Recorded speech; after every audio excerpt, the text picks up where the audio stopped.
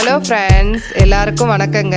கலாஸ் ரெசிபியில் இன்னைக்கு ஸ்டஃப்டு கத்திரிக்காய் தான் பண்ண போகிறோம். எப்படி பண்ணுறது இந்த வீடியோவில் பார்க்கலாம் வாங்க.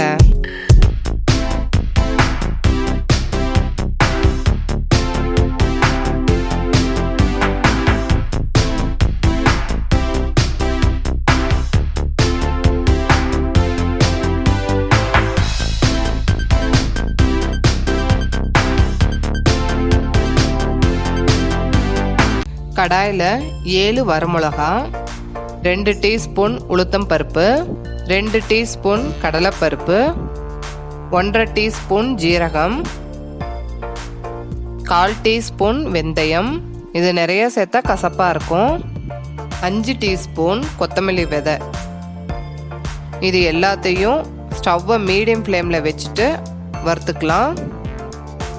பாதி வறுப்பட்ட உடனே கொஞ்சம் கருவேப்பிலை, 15 பல்லு பூண்டு சேர்த்து எல்லாத்தையும் வறுத்துக்கலாம். இதை வறுத்துட்டோம். மிக்ஸி ஜாரில் சேர்த்து நல்லா நைஸாக பவுடர் பண்ணிக்கோங்க. இதை பவுடர் பண்ணிட்டோம். இது கூட 5 டீஸ்பூன் துருவின தேங்காய் சேர்த்து அதையும் அரைச்சிக்கலாம். தண்ணி எதுவும் சேர்க்க வேண்டாங்க. இதை ஒரு பிளேட்டில் மாற்றிட்டு இதுக்கு தேவையான உப்பு, 1/2 டீஸ்பூன் மஞ்சத்தூள், கொஞ்சம் பெருங்காயத்தூள், இது எல்லாத்தையும் சேர்த்து நல்லா கலந்து விட்டுக்கோங்க. இது இருக்கட்டும். அதே கடாயில் கொஞ்சம் எண்ணெய் சேர்த்துக்கோங்க. எண்ணெய் ஹீட் ஆனோடனே 1/4 டீஸ்பூன் கடுகு உளுத்தம் பருப்பு. கடுகு வெடித்த உடனே சின்ன சின்னதாக கட் பண்ணி வச்சுருக்க ஒரு மீடியம் சைஸ் வெங்காயத்தை இது கூட சேர்த்து நல்லா வதக்கிக்கோங்க. வெங்காயம் வதங்கின உடனே ஸ்லைஸாக கட் பண்ணி வச்சுருக்க ஒரு மீடியம் சைஸ் தக்காளி, கொஞ்சம் கருவேப்பிலை, இதுக்கு மட்டும் தேவையான உப்பு, இது எல்லாத்தையும் கலந்து விட்டுக்கலாம். இது வதங்கட்டும். அதுக்குள்ளே நம்ம கத்திரிக்காயில் ஸ்டஃப் பண்ணிட்டு வந்துடலாம். நான் 3/4 கிலோ கத்திரிக்காய் எடுத்திருக்கேங்க. இது பிஞ்சு கத்திரிக்காவாக இருந்தால் நல்லா சீக்கிரமாக வெந்துடும். கத்திரிக்காவை இந்த மாதிரி பக்கத்தில் கட் பண்ணிங்கன்னா வேகிறது சீக்கிரமாக வேகும். எல்லா கத்திரிக்காயும் இந்த மாதிரி கட் பண்ணி வச்சுருக்கேன்.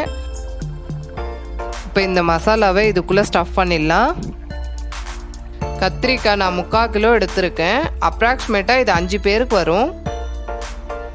இந்த மாதிரி எல்லா கத்திரிக்காய்க்குள்ளேயும் மசாலா ஸ்டஃப் பண்ணிக்கோங்க. நீங்கள் 1/2 kg கத்திரிக்காய் எடுத்தாலும் இதே அளவு மசாலா எடுத்துக்கோங்க.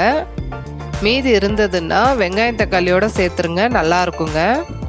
எல்லா கத்திரிக்காயையும் ஸ்டஃப் பண்ணிட்டோம். வெங்காயம் தக்காளி வதங்கிடுச்சு. இப்போ ஸ்டஃப் பண்ணி வச்சிருக்க கத்திரிக்காவை இதுக்குள்ளே வச்சுட்டு கொஞ்ச நேரம் அப்படியே மூடி வச்சிடலாம்.